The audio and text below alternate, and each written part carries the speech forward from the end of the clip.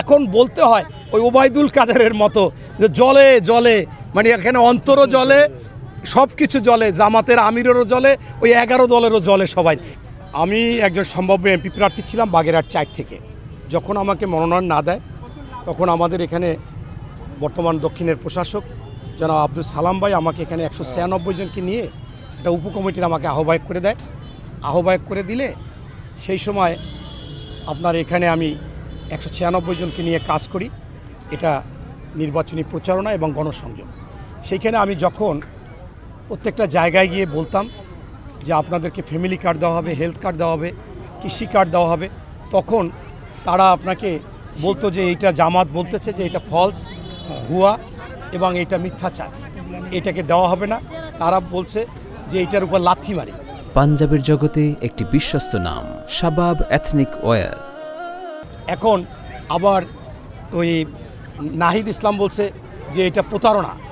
এখন এইটা তো আপনারা বলতেছেন, আমি বললাম যে শুনেন, এই বাংলাদেশে শহীদ প্রেসিডেন্ট জিয়াউর রহমান তার মুখের কথা আর দলিল ছিল সমান, বেগম খালেদা জিয়ারও ছিল সমান, এবং এই তারেক রহমানও সেইটা হবে।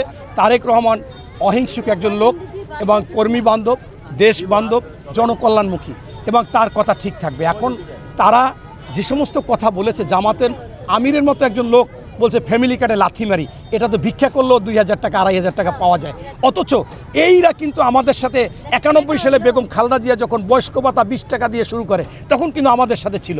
আমরা যখন মুক্তিযোদ্ধা ভাতা 500 টাকা দিয়ে শুরু করেছি তখন কিন্তু আমাদের সাথে ছিল। এখন বলতে হয় ওই ওবায়দুল কাদেরের মতো যে জলে জলে মানে এখানে অন্তরও জলে, সব কিছু জলে, জামাতের আমিরেরও জলে, ওই 11 দলেরও জলে সবাই। কারণ বাস্তবতা একেবারে যেটা তারেক রহমান বলেছে ইনশাল্লাহ শুরু করেছে, তার মধ্যে একটা কমপ্লিট করেছে, সেইটা হলে কৃষি ঋণ 10,000 টাকা পর্যন্ত সকলের মৌকুব করে দিয়েছে। এরপর আজকে ফ্যামিলি কার্ড দিল 37,000 প্লাস, এরপর কৃষক কার্ড দিবে।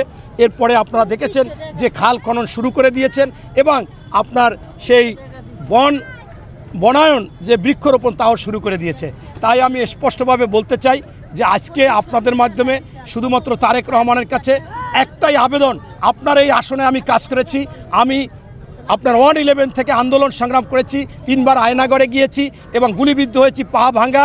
আপনাকে আমি এইটা আবেদন করব, আপনি আরেকটু সতর্কতার সহিত আপনি বাংলাদেশের সন্ত্রাস, দখলবাজ, চাঁদাবাজ, ঘুষখোর এবং দুর্নীতিবাজ সেইটা নিয়ন্ত্রণ করুন।